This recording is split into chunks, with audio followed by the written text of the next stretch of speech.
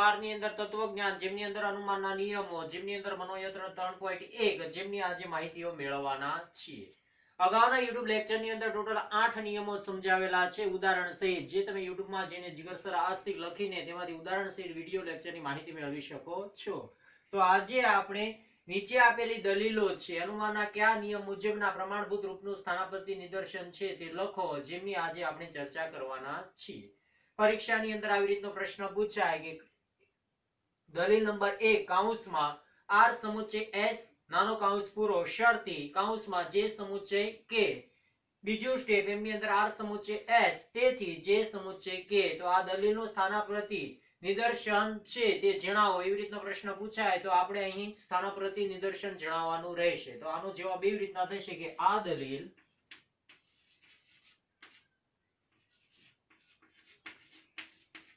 પૂર્વાંગના સ્વીકાર પરથી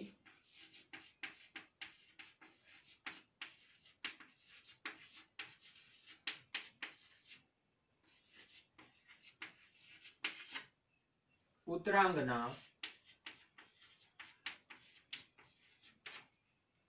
સ્વીકારને લગતા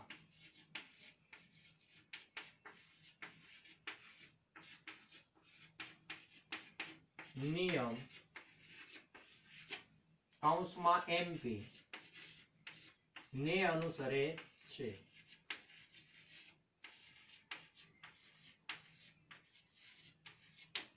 હવે આ આપણને ખ્યાલ કેવી રીતના આવ્યો, તો અગાઉના લેક્ચરો મૂક્યા છે જેમની અંદર આપણે MP નો નિયમ ઉદાહરણ સહિત સમજાવેલો છે. ફરીવાર તોય અહીં આપણે હાઇલાઇટ મેળવી લઈએ.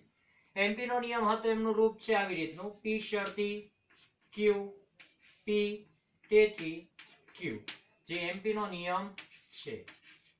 આ માત્ર સમજવા માટે છે, બાકી પરીક્ષામાં પૂછાય તો જવાબ આ લખવાનો રહેશે કે આ દલીલ પૂર્વાંગના સ્વીકાર પરથી ઉત્તરાંગના સ્વીકારને લગતા નિયમ કૌંસમાં MP ને અનુસરે છે.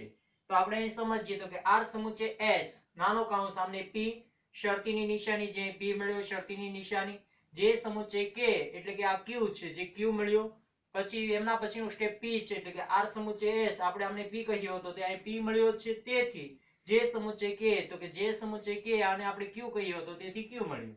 તો આમનું ગુજરાતી નામ છે આ દલીલ પૂર્વાંગના સ્વીકાર પરથી ઉત્તરાંગના સ્વીકારને લગતા નિયમને અનુસરે છે, કૌંસમાં MP છે અથવા તો નિયમ MP ને અનુસરે છે. એમના પછીની બીજી દલીલ છે જેમની અંદર જોઈએ છે કૌંસમાં X વિકલ્પન Z કૌંસ પૂરો શરતી કૌંસમાં Y સમુચ્ચય Z કૌંસ પૂરો. એમના પછીનું બીજું સ્ટેપ Y સમુચ્ચય Z કૌંસ પૂરો શરતી કૌંસમાં T સમુચ્ચય W કૌંસ પૂરો. તેથી X વિકલ્પન Z શરતી T કૌંસમાં T સમુચ્ચય W. તો આ દલીલ સૌપાધિક સંવિધાનને લગતા નિયમને HS ના નિયમને અનુસરે છે, જેમનો જવાબ થશે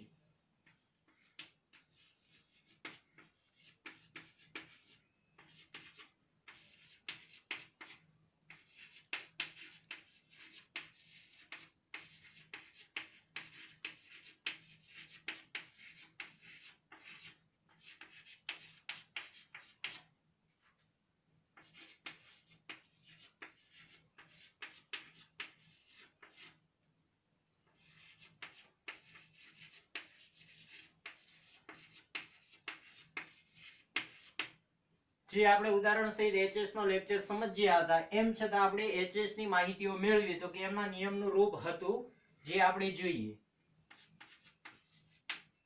P શરતી Q Q શરતી R તેથી P શરતી R. જેમની અંદર જોઈએ તો કે કૌંસમાં X વિકલ્પન Z જે P છે શરતી તો વચ્ચે શરતીની નિશાની છે, કૌંસમાં Y શરતી Y સમુચ્ચય Z જે Q છે. એમના પછીનું બીજું સ્ટેપ તો કે Y સમુચ્ચય Z જ્યાં આપણે Q કહ્યો તે અહીં Q મળે છે, નિયમનો આપણે નિયમની અંદર જોઈએ તો એ મુજબ Q મળે છે, શરતી તો શરતીની નિશાની કૌંસમાં T સમુચ્ચય W તો કે એ R છે, તેથી P શરતી R એટલે કે આ સ્ટેપ X વિકલ્પન Z એને આપણે P કહ્યો તો શરતી R એટલે કે કૌંસમાં T સમુચ્ચય W જે P શરતી R મળે છે. તો આમનું ગુજરાતી નામ છે આ દલીલ સૌપાધિક સંવિધાનને લગતા નિયમ HS ને અનુસરે છે. એમના પછીની ત્રીજી દલીલ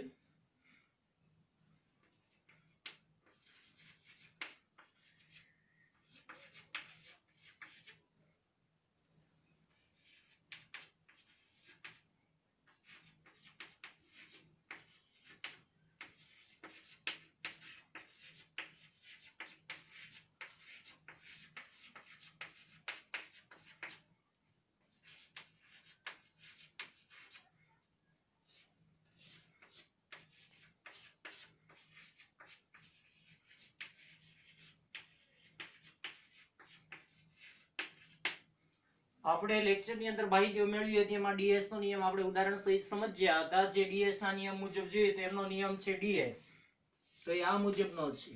P વિકલ્પ 1 Q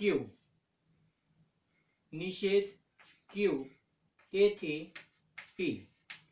તો આપણે આમાં જોઈએ દલીલનું સ્થાનાપ્રતિ નિદર્શન ઓળખવાનું છે. તો કે આ છે નિષેધ કૌંસમાં P સમુચ્ચય Q કૌંસ પૂરો, તો એને આપણે P કહીશું. વિકલ્પની નિશાન R એટલે આપણે એને Q કહીશું. પછી નિષેધ Q, તો અહીંયા નિષેધ Q આપણને R છે એ નિષેધ સાથે મળ્યો એટલે નિષેધ Q થયો. તેથી નિષેધ કૌંસમાં P સમુચ્ચય Q કૌંસ પૂરો જે આપણને P મળ્યો. જેમનું ગુજરાતી નામ છે આ દલીલ વૈકલ્પિક સંવિધાનને લગતા નિયમ ડીએસ ને અનુસરે છે. તો વિદ્યાર્થી મિત્રો, આજે આપણે 3.1 મનોયત્ન જેની અંદરની માહિતીઓ અનુમાનના નિયમો છે તેમની માહિતીઓ મેળવવાનો પ્રયાસ કર્યો. ફરી પાછા નવા ટોપિક સાથે આ ચેનલ પર મળીશું.